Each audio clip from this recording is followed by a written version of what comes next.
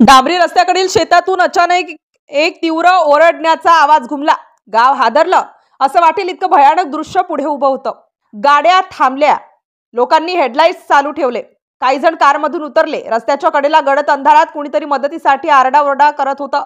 रात्रीची वेळ होती। कळंब निमसाखर मार्गावर काही वाहनं मंद प्रकाशात चालली होती। थंडीची सुरुवात झालेली, रस्त्यावर शांती, फक्त अधूनमधून एखादी ट्रक किंवा दुचाकी जात होती। अचानक रस्त्याकडच्या उसाच्या शेतातून एक ओरडण्याचा आवाज ऐकू आला।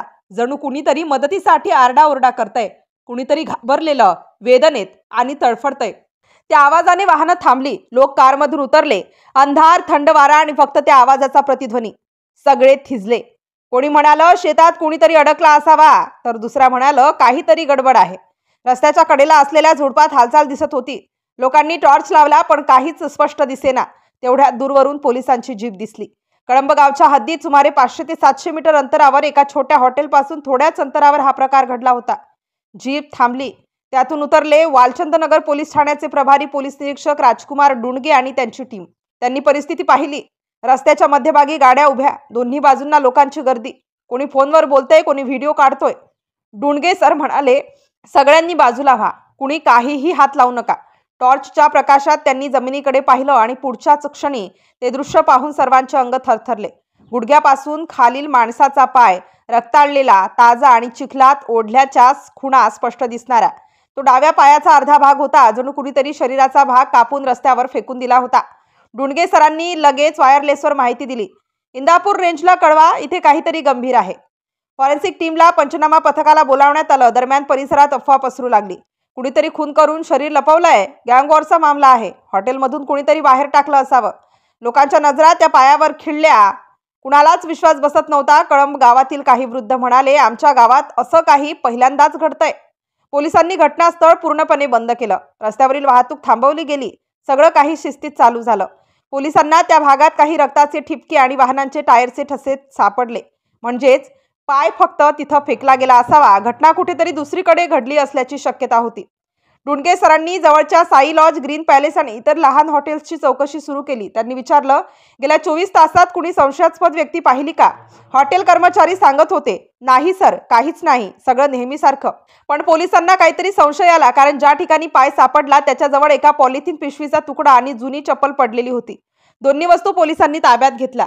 फॉरेन्सिक अधिकाऱ्यांनी नमुने गोळा केले। डुंडगे म्हणाले, हे केवळ अपघातासारखं दिसत नाही, कापलेला भाग स्वच्छ आहे, म्हणजे धारदार हत्यार वापरलं गेलंय।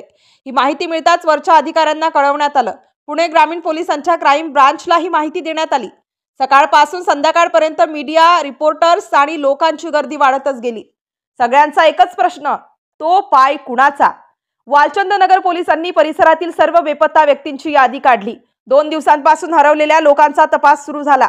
प्रत्येक गावात, प्रत्येक पोलीस ठाण्यात चौकशी सुरू झाली। फॉरेन्सिक तज्ज्ञांनी सांगितलं, तो पाय 40 ते 50 वर्षाच्या पुरुषाचा असावा। त्वचेनुसार घटना 12 ते 15 तासांपूर्वीची असावी, म्हणजे हा प्रकार मागील रात्री उशिरा घडला होता। दरम्यान पोलिसांनी त्या परिसरातील सर्व सीसीटीव्ही फुटेज गोळा केली। काही फुटेजमध्ये रात्री उशिरा एक कार दिसते। तीच कार घटनेच्या सुमारास रस्त्यावरून गेली होती। तपास अजूनही सुरू आहे। डुंडगे सर म्हणाले, हे फक्त अपघात नाही, कोणीतरी शरीर लपवण्याचा प्रयत्न केलाय। आम्हाला बाकीचा भाग सापडणं गरजेचं आहे। तपासाचं वर्तुळ आता कळंब गाव, निमसागर परिसर आणि वालचंदनगर पर्यंत विस्तारलं आहे। डॉग स्क्वॉड, फॉरेन्सिक युनिट आणि क्राईम ब्रांच मिळून शोध घेत आहेत। रक्ताचे ठिपके शेताच्या बाजूला, हॉटेलच्या मागे आणि एका छोट्या पाणथळीत सापडले। त्याचं नमुना परीक्षण सुरू आहे। लोक मात्र अजूनही त्या रात्रीच्या आवाजाची चर्चा करत आहेत। काही म्हणतात आवाज बाईचा होता, काही म्हणतात पुरुषाचा, पण कोणीही खात्रीने सांगू शकत नाही। ज्यांनी तो आवाज ऐकला त्यांना अजूनही भीती वाटते। त्यांना तो आरडाओरडा विसरता येत नाही। पोलीस आता 3 शक्यता तपासत आहेत। 1 अपघात, दुसरा अपघातानंतर शरीराचे विखंडन, तिसरा पुरावे नष्ट करण्यासाठी शरीराचे तुकडे करणे। दरम्यान हॉटेल मालक आणि कामगारांची विचारपूस सुरू आहे। जवळच्या परिसरात कुणी हरवले आहे का याची माहिती घेतली जात आहे। डुंडगे सर म्हणतात, सत्य बाहेर येईल, पण सध्या सांगणं शक्य नाही। आम्ही प्रत्येक गोष्ट वैज्ञानिक पद्धतीने तपासत आहोत। गावात मात्र भीतीचं वातावरण आहे। संध्याकाळ होताच लोक त्या रस्त्यावरून जाणं टाळतात। जिथे पाय सापडला तिथं आता पोलीस तंबू लावून बसले आहेत। रात्रीचा थंड वारा वाहतोय। रस्त्यावर अजूनही पांढरे चुन्याचे ठसे दिसतात, जिथे त्या दिवशी रक्ताळलेला पाय पडलेला होता। गावातल्या एका वृद्धाने शेवटी एवढंच म्हटलं, त्या शेतातून आलेला आवाज अजूनही रात्री ऐकू येतो म्हणे। कोण जाणे कोणत्या जखमेचं रहस्य तो सांगत असेल। आणि त्यामुळे ती घटना फक्त एक पाय सापडल्याची बातमी राहिली नाही, ते एक अनुत्तरित प्रश्नांची कहाणी बनली आहे.